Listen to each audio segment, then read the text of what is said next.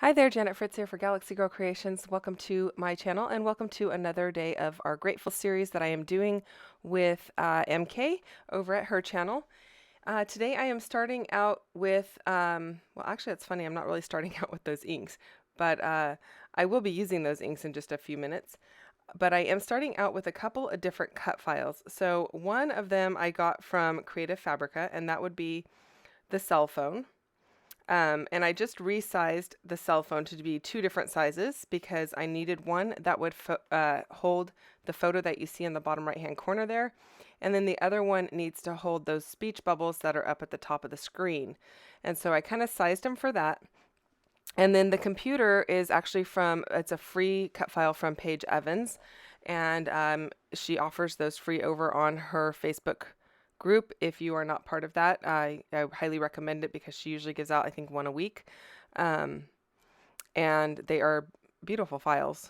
Maybe it's not one a week. It could be a little less frequently than that, but she gives them out pretty frequently. And you can still get them even if you didn't get them on the day of. You can go back through the feed and find them, and you can still download them. So I definitely wanted that because we were talking about communication today, and we are grateful for modern communication, and that is something that I am very grateful for, especially with all of the COVID stuff that has been going on for the last almost 2 years, well, year and a half.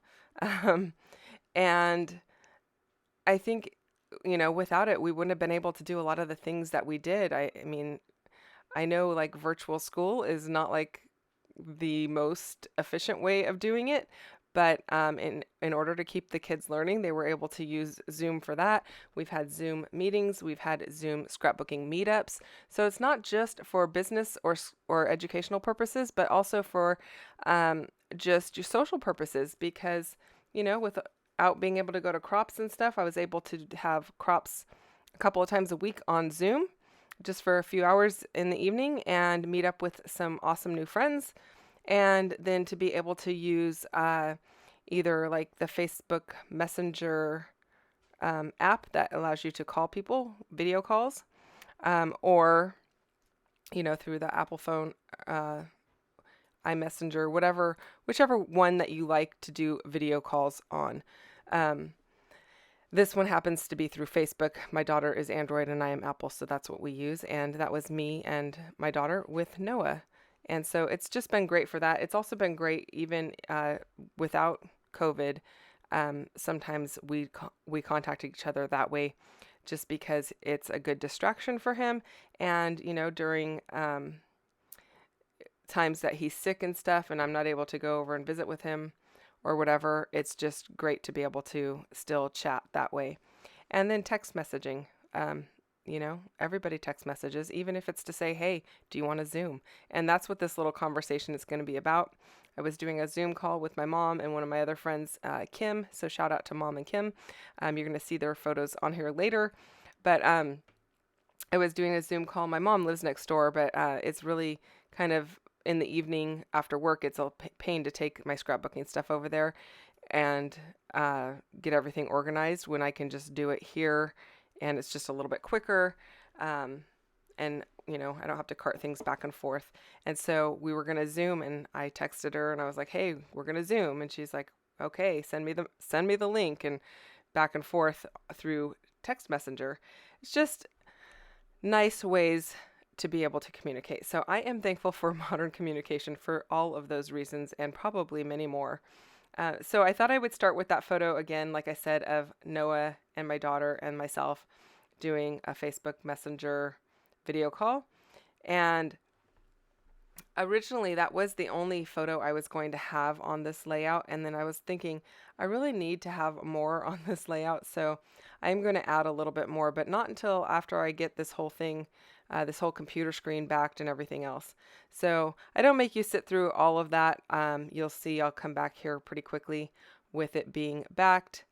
And then I just add the letters in. So I don't make you sit through the whole process of it. You did actually get to sit through the process of me doing the two little phones there. And I really like the way that they came out. So I think that's kind of fun. I will remind you to go check out MK's video today. I don't know what she is doing. We did not really collab on anything that we were doing other than the topic. So I'm really curious to see what she does and what her layout looks like, because we always do things so differently. Even when we do start with the same paper or whatever, it always looks different.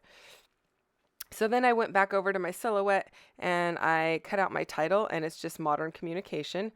And I am using a font. I think this one is called Mermaid Font. And it's a free font from probably from dafont.com, because that's normally where I get my freebies. So yeah, I'm guessing that's probably where it's at. And I just cut it once on the blue, just the regular font, and then I did an offset. I usually do my offset on the silhouette at about 0.60, I think is what it is. Sometimes 0.65. I think it normally comes up with like 0.125, and that to me is too big. Does that sound right? Actually, no, it doesn't sound right. So normally it comes up at 0.125, and I do it at 0.060 or 0.065. So in case you're a silhouette user and you wanted to know that, that is about the largest that I really like the outline to be, or the shadow, whatever you want to call that, the offset. And I really like the way that this title came out. Now the background paper that I'm using there is from Studio Tekturek, and this is where I'm going to use these different shimmers products. I am just going to do kind of a shadow around each one. I'm using the darker blue on the right hand side and the lighter blue on the left hand side, because I've got the lighter blue background on the phone on the right. I want the darker outline or shadow, and then the reverse on the opposite side. And then I'm going to use that lime green around the computer. And it's very subtle when it's done. Now the paper is gessoed. I've used clear gesso on it. And I thought this was the perfect paper because it's got these paper airplanes on it. And that is really old-fashioned communication, if you can consider it that. It's more childhood communication, but I thought it was kind of fun, and it brought the kind of brought everything together. And so I thought I would go ahead and use that paper, and I really love the colors on it, so I think that's kind of fun too. So I'm just kind of playing around with the placement to see where exactly I want these. And then I kind of forgot that I had, when I taped down my paper, it is just taped to some foam board that is covered in packaging tape, so that if the water goes through, the packaging tape resists it so it doesn't get the foam board all wet. But if you let it dry, it dries flat. So you gotta let it dry overnight or something like that, all taped down, and it will dry flat. It'll go back to its original flat paper, so your mixed media page is not all buckled. And then I printed out the conversation that I wanted to have on the little phone display, and I am doing one part of the conversation, so one person in the dark blue and one person in the green.